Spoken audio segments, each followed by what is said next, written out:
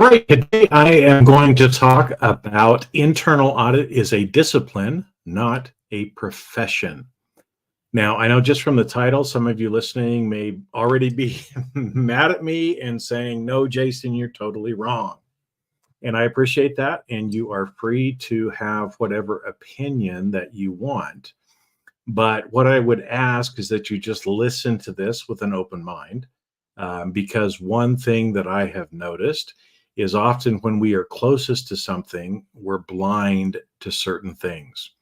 And so some of the things that I'm going to say today and to explain and talk about this topic may be new to you. You may not have considered them. And, one of the biggest skill gaps in internal audit today is critical thinking. And so I'm just going to share some information with you so that you can critically think about it, come to your own opinion and belief about what I'm talking about. But I'm going to share from my perspective, again, someone who is, has continued to stay close to the internal audit profession, but no longer sits in a chief audit executive seat, right? And so because of that, I can see things a little bit differently than maybe other people do. Okay, so let's just talk about this because, again, most people, and I even do this myself, a lot of times I will say things like the internal audit profession. Okay, but that really isn't the right word that we should be using. And let me explain why. Okay, and now, again, I used to serve on international IIA committees. And one of the committees was tasked with this idea of making internal audit into a profession.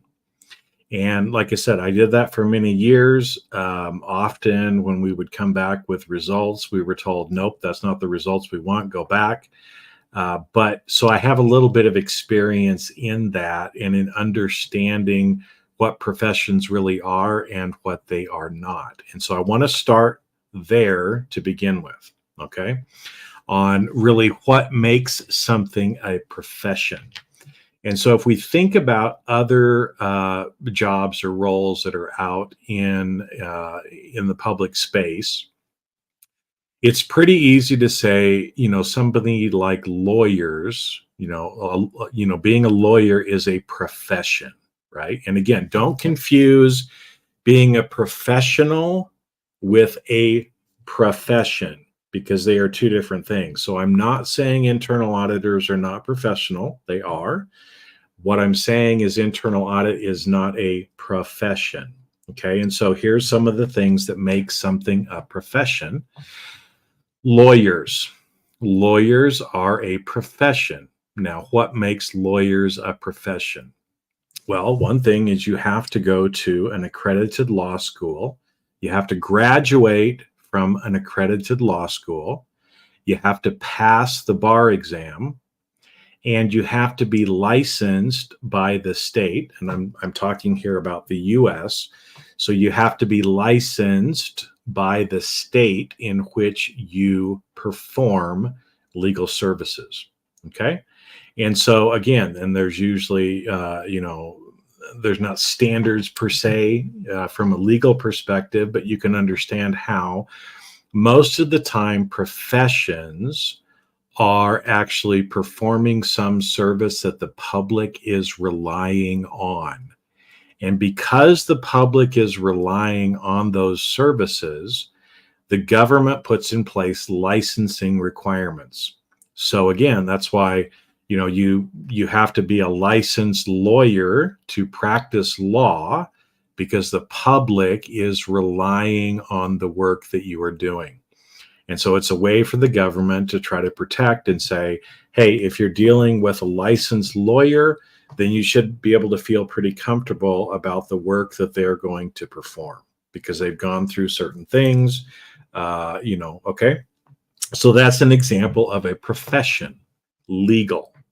Another example are doctors, okay? In order to become a doctor, and yes, there are different specialties of doctors, but in general, if you want to become a doctor, you have to get an undergraduate degree, you have to go to medical school, You have to perform a certain amount of residency work, being supervised by other doctors. You have to, pass some kind of an exam and become, again, a licensed doctor in the state in which you are performing services. So again, you have to go through all these different things. The government kind of puts a stamp of approval on you and says, yes, Jason, you have met all the requirements. You are a doctor.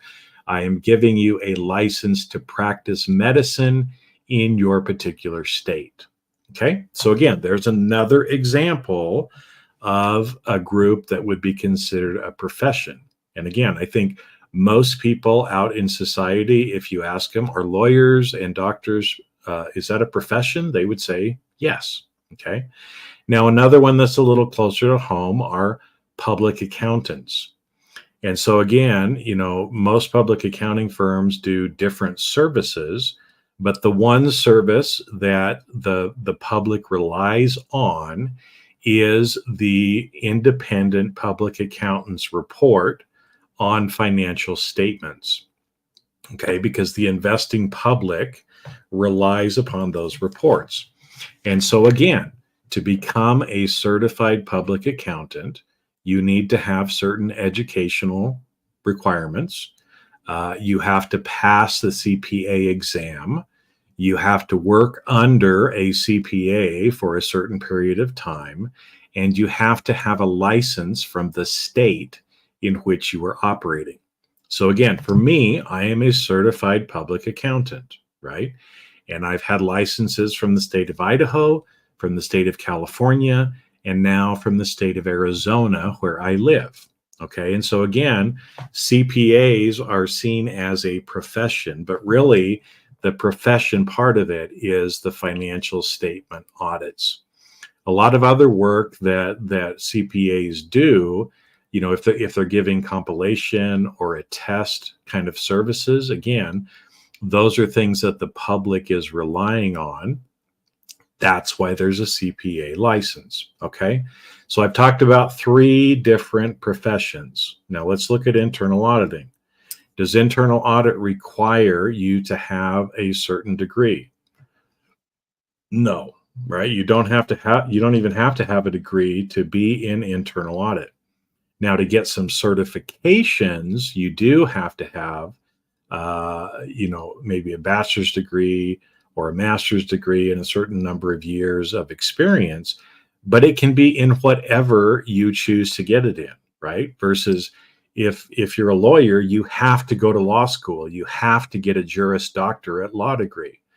If you're a CPA, you have to get an accounting degree. You have to have a master's in accounting, right? You can't show up with a political science degree and become a CPA. There's a regimented educational process you have to go through. Do you have to do that for internal audit?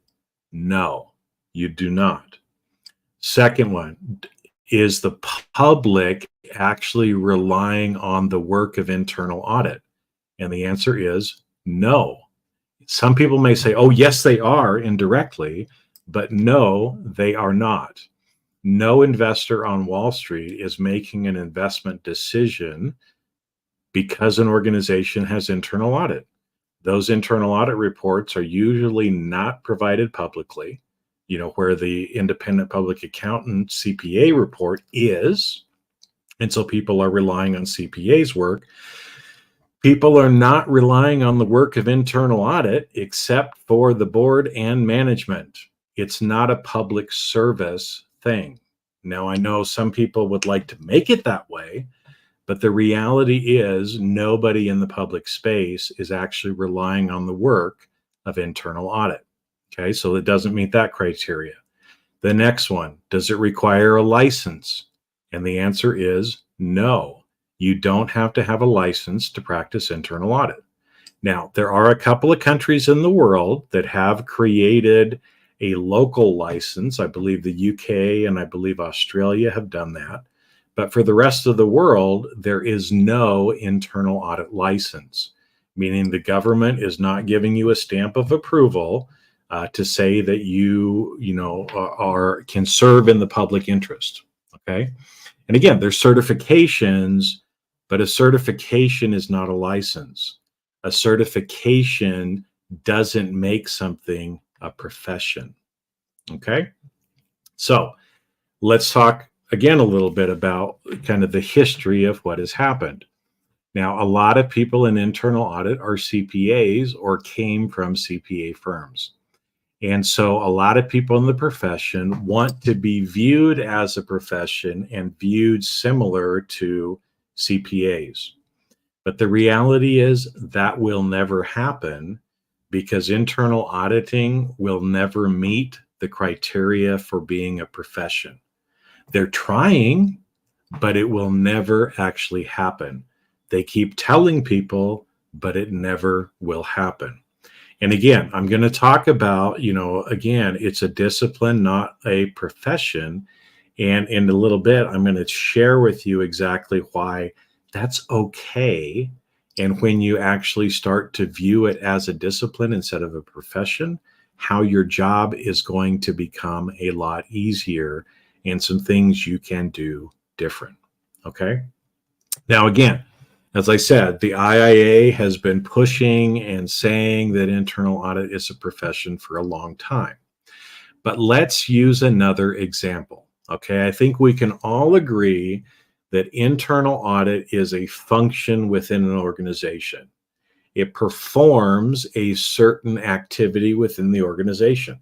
And again, it's an important function for a lot of organizations. So let's pick another function in an organization, and I'm just going to pick on accounts payable. Okay. Again, I think we can all agree that accounts payable is an important function in every organization. I mean, come on, if you can't pay your bills, right, then you're not going to be in business very long. So accounts payable is very important to the organization. But is it a profession? No, it doesn't meet those requirements that I talked about before. You don't have to have a degree to be an accounts payable clerk. You don't need to have a license to be an accounts payable clerk, right? None of those things exist, right? But let's look at it and let's pretend that a bunch of people in accounts payable get together and they start a professional organization. And there probably is. There's probably an association of accounts payable clerks or accounts payable professionals that's out there. Okay. But let's say, for example, and again, I want you to critically think about this if accounts payable were to do this. They get a bunch of people together in a professional organization. They charge membership dues. They have meetings together. Rah, rah, rah. Accounts payable is so wonderful. We provide such a great service to our organizations. And some of those people decided, you know what? I think accounts payable needs a little bit more respect in the organization. I don't think people realize what an important function we are, because without this function in an organization, it would cease to exist. So let's start doing some things to make sure and tell other people how important we are. So let's start a certification, an accounts payable certification. And anybody who has that certification, boy, they're the creme de la crop, right? They're very good. They're a professional. All right. They've got a certification. So now they're a professional accounts payable person. Wonderful. But that's not enough, right? Let's create some standards about how accounts payable should be done in every organization. Because if you don't do AP consistently in every organization, well, you just don't know what you're talking about. So this group goes out, they create a certification, they create standards, maybe they lobby regulators, they lobby people in Congress or in legislatures to say, hey, accounts payable, we're so important. Every organization needs to have accounts payable, and you need to have a professional accounts payable person do your accounts payable. Now, if you're sitting there and listening to this, would you consider that group to be a profession, or would you consider it to be a discipline who's trying to pretend like they're a profession. I'm in the latter half on that one, right? I would say, I'm sorry, but accounts payable just isn't a profession. Again, it doesn't meet the guidelines that I talked about before. It doesn't matter if you have a professional organization. It doesn't matter if you have certifications. It doesn't matter if you have standards, right? In fact, it would be pretty silly to expect every single organization in the world to process payroll exactly the same way and to follow particular standards that sometimes don't make sense, right? So let's say for an example, we know that one of the best practices in accounts payable is a three-way match, right? You have a purchase order, you have an invoice, and you have a receiver document. And if you have all three of those, then you can feel pretty confident that you can pay that invoice because you've requested it, you received an invoice, and somebody received the product or service, meaning, hey, the vendor actually did what they say they were going to do, so we're going to pay it.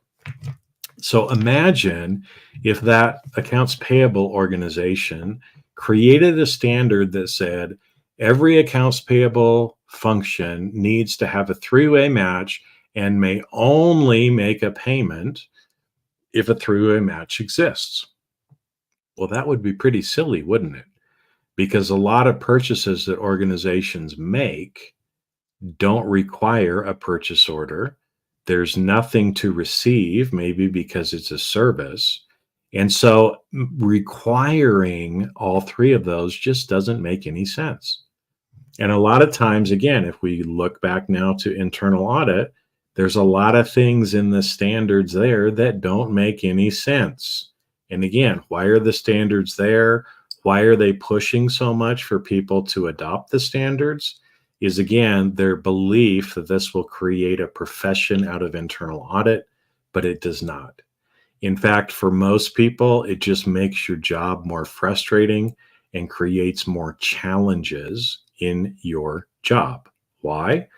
Because again, we're usually pushing our own agenda or pushing the agenda of the firms or pushing the agenda of professional organizations instead of doing what the organization really wants, right?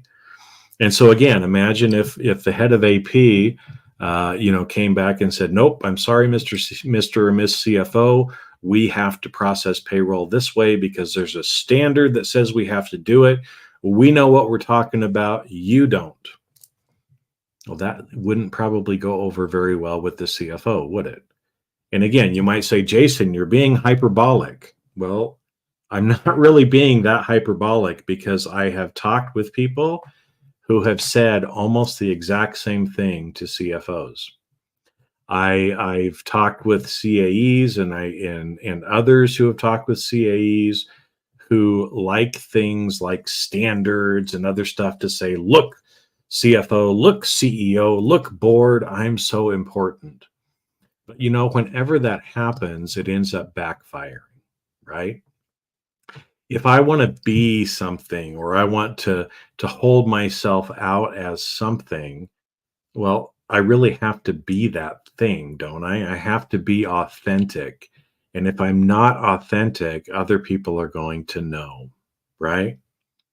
And again, because something like internal audit looks so different in different organizations. Some internal audit departments, almost 100% of what they do is compliance or SOX related work, and that's okay. Others, maybe the split is 50% assurance work, 50% advisory work, and that's okay for that organization, right? Some of the chief audit executives report to the CFO, some to the CEO, some to the board, some to a controller, and all of those are okay as well. There's no right or wrong way of doing internal audit. The right way is the way in which your organization finds value, the way that your organization wants you to perform internal audit. And that's really what's important. And so trying to push your agenda or push a professional organization's agenda on your organization will usually lead to a lot of frustration, to a lot of communication breakdown, and unfortunately, sometimes to people being fired. And I see this again because I work with chief audit executives, and those who go into with the idea of pushing their own agenda or pushing the professional organization's agenda, they usually don't last very long. Or if they do, they're fighting battles constantly, right? Some of the best auditors that I know, some of the best internal audit departments I know, they don't follow the standards. They don't follow the standards. They don't worry about, they're focused more on what is actually adding value to their organization. Okay. So let's kind of wrap this up a little bit, because again, I told you that I was going to share with you, if again, you're of the same belief that I am, that internal audit is really more of a discipline and not a profession. Well, what does that mean? What can we do different? How can your job be easier?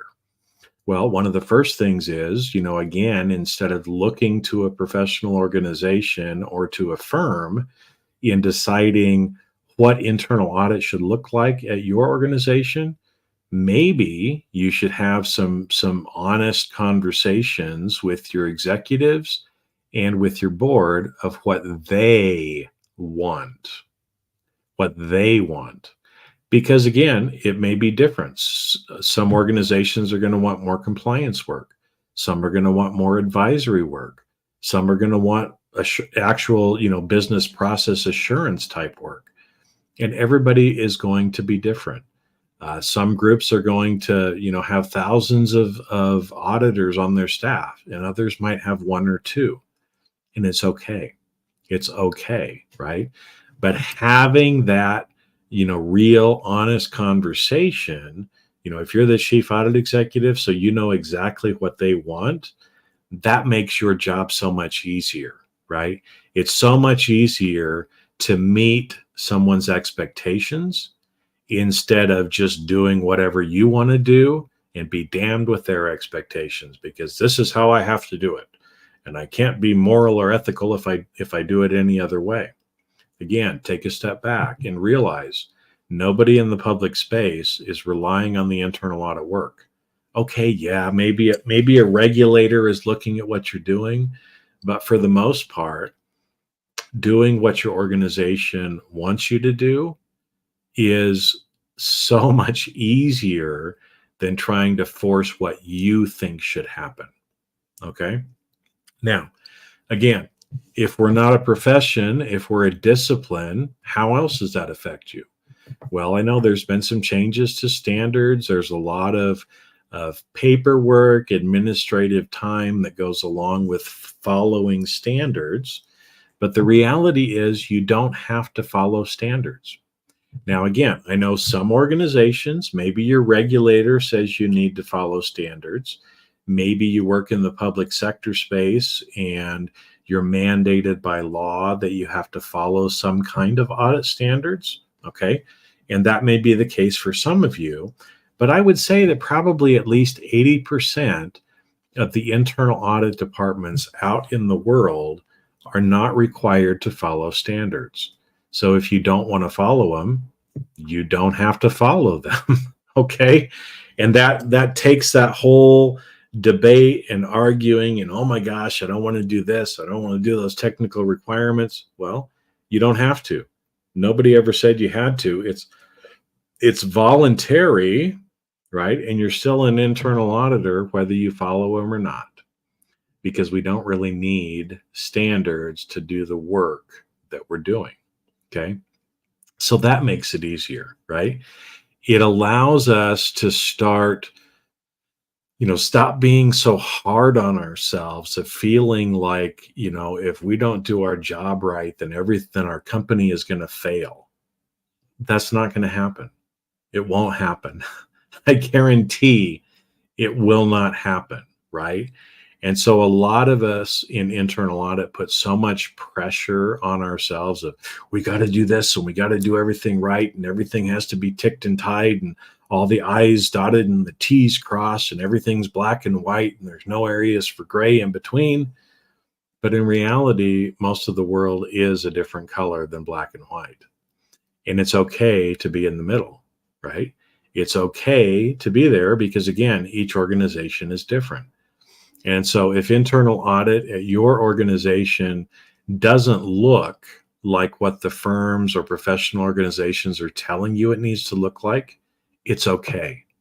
Because I will tell you, I talk with a lot of audit leaders, I help a lot of audit leaders, and there are some who feel bad about themselves, who feel like they're failing and that they're a failure because they just can't live up to these unrealistic theoretical expectations that they're being told by the firms and by professional organizations. And I think that's horrible. I think it's horrible that those organizations have made it so that other people think they're not as good as they actually are. Because like I said, most of the best auditors that I know, they don't give a damn about what other people are saying. They're just doing what's right for them, for their team, and for their organization. And I'll tell you, one of the best pieces of advice that I ever got was actually from an audit committee member when I was the chief audit executive. And I was dealing with some things that, some of the management team, specifically the CEO, wanted some things changed that I wasn't really comfortable with. Okay. And so I had the decision to make on how much I was going to fight the CEO over this, right? Was I going to go to the board and get into a big disagreement with the CEO and make it, him against me sort of thing? And so I was having kind of a confidential discussion with a member of the audit team or audit committee and just kind of expressing some of my concerns. And he listened and he said, Jason, I understand your concerns. Things are now looking different than they were when the previous CEO was here, right? And I understand that you may not agree with some of those decisions, right? But what you have to do is decide what's best for you and your family. What's best for you and for your family. And so I looked at it at that point and I said, well, what's best for my family is that I keep my job as long as I can. So I have an opinion difference with the CEO. I can choose to get into a pissing match with him and I'm going to lose, right? Because the other thing the audit committee member told me is, you know what? We just took a big risk on hiring this new CEO from the outside. And we're pretty much going to let him run and do what he feels like he needs to do for the first 3 years. After that, we're going to reassess, but he's pretty much going to have carte blanche for the first 3 years. So we're not going to step in between, if you and he have a disagreement. And so I had to decide, for me and for my family, it was better to change internal audit to be what the CEO wanted, while at the same time, I started deciding what I really wanted to do in my career. That I want to move somewhere else? Or is that an organization that I wanted to stay with long term? And so that was something, again, that I had to come to terms with. And maybe that'll be a story I'll tell you for another time. But that's why when I'm coaching and working with CAEs, right, one of the biggest advices that I give to everybody is do what's right for you, what's right for your team, and what's right for your organization, because that's what really matters. Making other people happy outside of your organization, being able to go to a conference and say, oh, look at how well we're doing. We're following all the standards. We're doing all the best practices that we're supposed to be doing in internal audit. That doesn't really matter, because at the end of the day, and again, I know this is all theoretical, but the professional organization likes to say that we're independent and objective. And I would have to disagree on both accounts. You're not independent because you still get a paycheck from your company.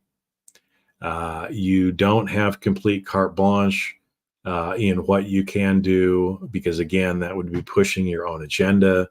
And even though we do a lot of things to try to stay objective, if you're in the situation, you are biased. You are not completely objective. And so to think that you're independent and objective, most of the time, neither one of those is true. At the end of the day, you all get your paycheck from your organization. And so again, you can decide if you want to push an agenda, if you want to say we're a profession, you have to listen to me, we have to follow these standards. I don't have to listen to anything you want to say. I'm going to put whatever I want on the audit plan because I know better. Well, you can do that if you want to. And when you do, you'll probably have the experience of other people that I've seen who have done that, which is a lot of contention, a lot of arguments, a lot of frustration. And ultimately, if you keep pushing it, you probably lose your job. That's what you want, go ahead, right? If instead, if you're okay with saying, you know what, internal audit is really a discipline. And internal audit looks different in every organization. The staffing looks different. The types of work that we do looks different. All of that stuff looks different. Who we report to, the kind of work that we do, the different multidisciplinary people we have on our team looks different. If you can really embrace it more as a discipline and understand that that's okay, and then create internal audit in your organization to be, again, what's best for you, what's best for your team, what's best for your organization. And as I said, when you do that, you will start to be valued and respected more by your organization. And so again, if you're a chief audit executive and you haven't had some of those honest conversations with your board and with your management team, maybe now's the time to do it. And if you're unsure or a little scared to do it, well, reach out to me, right? Because I've done it and I've helped other people do it as well. But I think for me, again, it is more freeing, and you can really take more pride, if you will, in the work that you're doing, knowing that, hey, we're a discipline, we're doing it the way that works the best for our organization. And so I don't have to compare myself to other people, right? I do it what's right for me, what's right for my team, what's right for my organization. And when you do that, a lot of the stresses and other stuff from your job end up going away when you start to view the world in a little bit different way. So with that, I'm going to go ahead and cut off for today. Thanks for listening, and I will see you on the next video.